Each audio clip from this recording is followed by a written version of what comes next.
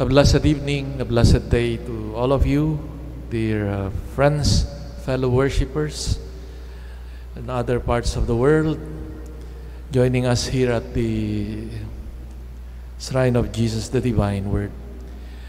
As I am used to do, I focus the reflection on the first reading, which is rarely tackled in our reflections.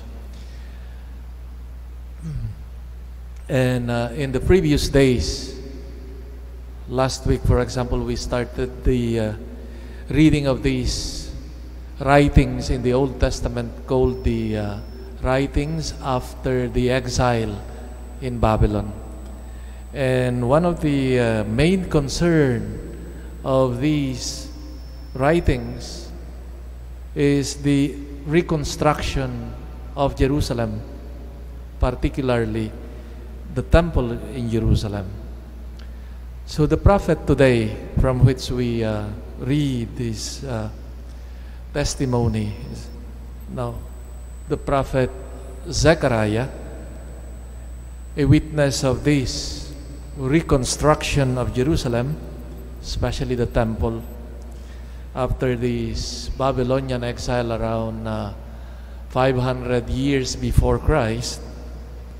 Here in his presentation, he paints an image of the New Jerusalem with a positive note, with a messianic tone that is permeated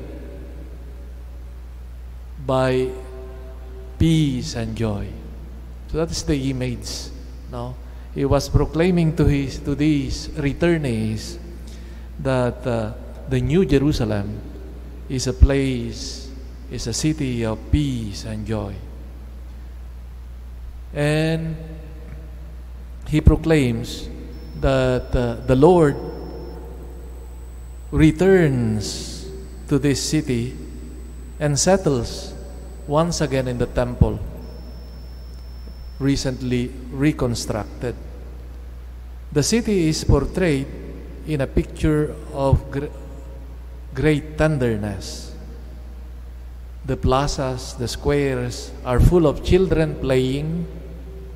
The younger generations are joined by the elderly who can reach their goals of long age because the wars, the exiles are already over, and the atmosphere is full of celebration and serenity. Then it changes the tone at the second part of the reading. Then the Lord addresses these so-called doubting people with these words. Even though it seems impossible to the remnant of these people in these days, should it also seem impossible to me? That was the question of God through the prophet. As if that we can read between the lines here that it seems the palpable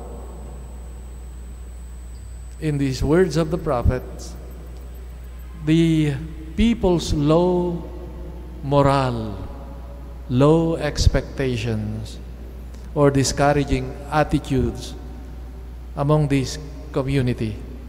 It seems that the people could not rejoice because of the slow progress and the small beginnings of that reconstruction of Jerusalem, especially that of the temple.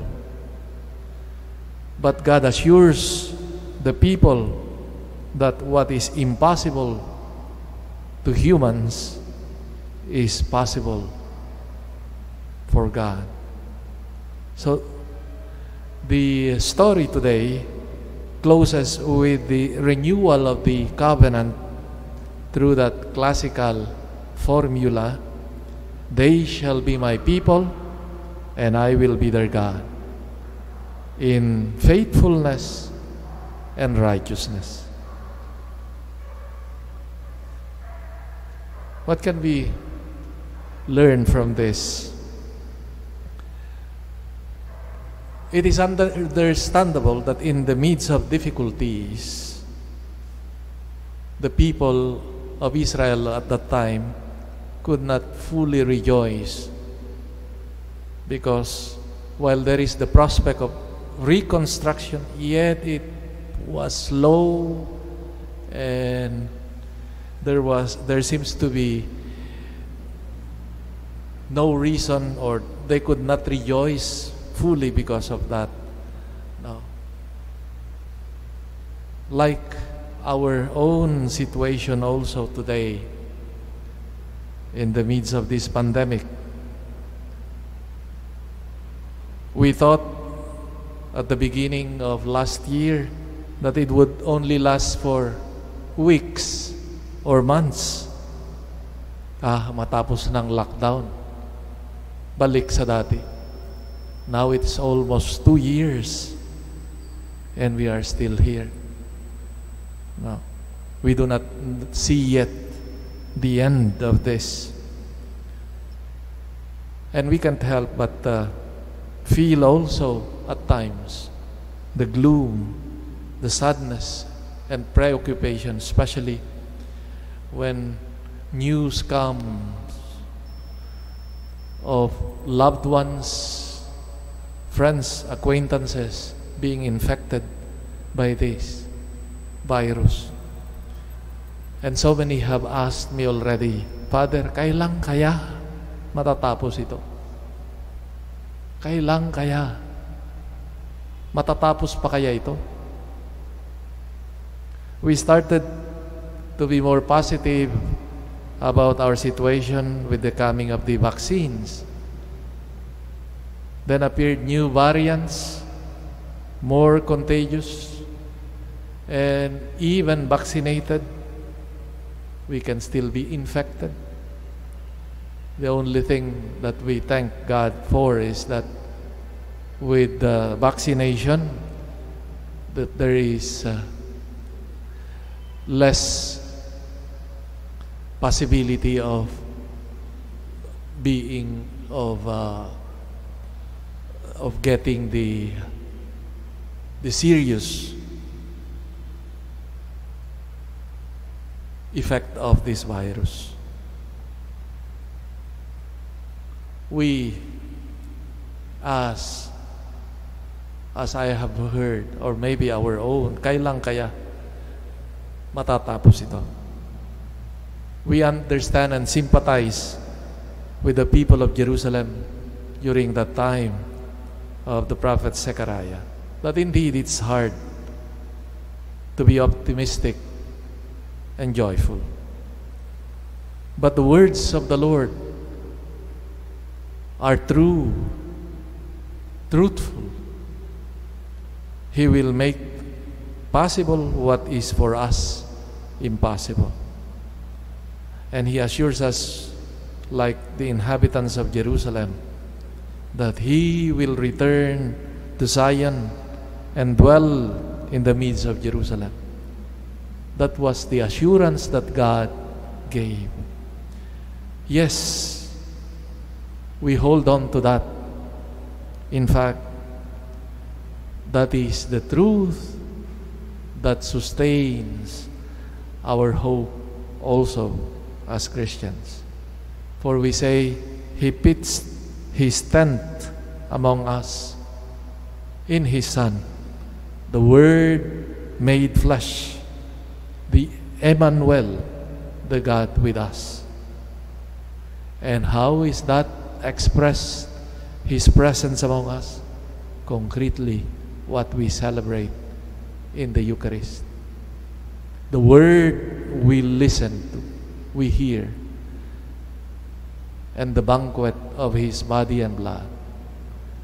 Concrete proof of His presence among us. It is not a presence that floats in the air. It is here in the Eucharist. It is good I think, to be reminded again and again of this truth, like the people of Israel that time. The God among us, the God is with us and has not abandoned us. Let Him who made His dwelling among us be our strength, our joy, our hope in the midst of this darkness and uncertainty. Just as the people of Israel that time were assured of God's presence among them, dwelling among them, this is also what the Lord wants us to realize, especially in the Eucharist. His real presence among us. And let us open our hearts, our minds, and allow His presence to invade us and encourage us in the midst of the gloom and uncertainty. One author said, when you love someone, the best thing you can offer is your presence. And this is what Jesus wants us to realize, that the greatest assurance of God's love and care for His people is His presence. His presence that is tangible, real, in every Eucharist we celebrate.